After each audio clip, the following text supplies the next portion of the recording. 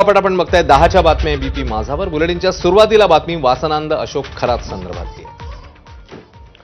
खरातच्या घृणास्पद कारनाम्यांचा पर्दाफाश झाल्यावर आज त्याची तब्बल 7 तास एसआयटी कडनं चौकशी झाली आहे.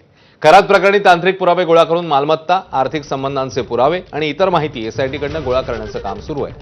तर या चौकशी दरम्यान कॅप्टन खरात आणि खरातचा ऑफिस बॉय नीरज जाधव मध्ये शाब्दिक खडाजंगी झाल्याची माहिती सूत्रांनी दिली आहे. नीरज जाधव आणि कॅप्टन खरात यांची पहिल्यांदाच एसआयटी कडनं समोरासमोर चौकशी करण्यात आली आहे.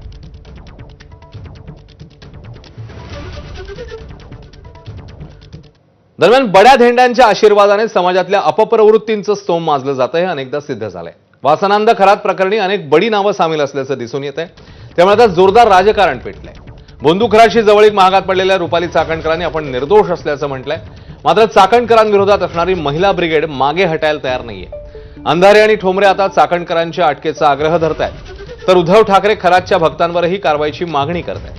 मात्र ठाकरेंच्या मविया सरकारच्या काळात खरातच्या संस्थेला दारणा धरणातनं पाणी देण्यात आल्याचं दाखवत सत्ताधारी देखील आक्रमक झाले.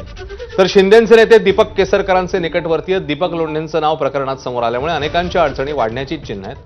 त्यामुळे खरातची पाळंमुळं नेमकी कुणापर्यंत जाऊन पोहोचतायत पाहणं महत्वाचं आहे.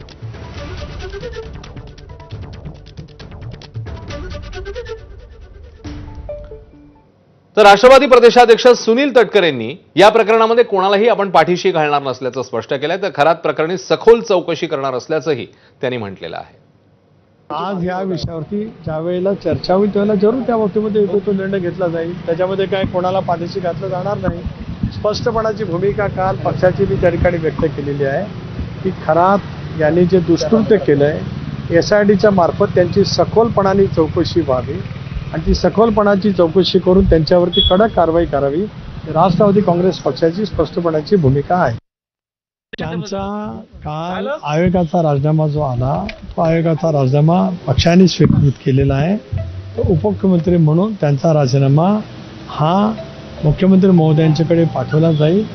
शिफारस केली जाईल की त्यांचा महिला आयोगाचा अध्यक्षपदाचा राजीनामा त्या ठिकाणी स्वीकारला जावा. दरम्यान दारणा धरणाच्या पाण्यावरून राधाकृष्ण विखे पाटील आणि तत्कालीन मुख्यमंत्री उद्धव ठाकरे यांच्यामध्ये जोरदार सामना पाहायला मिळतोय. उद्धव ठाकरेंच्या मविया काळात मिरगावातील शिवनिका संस्थानकरता दारणा धरणाचं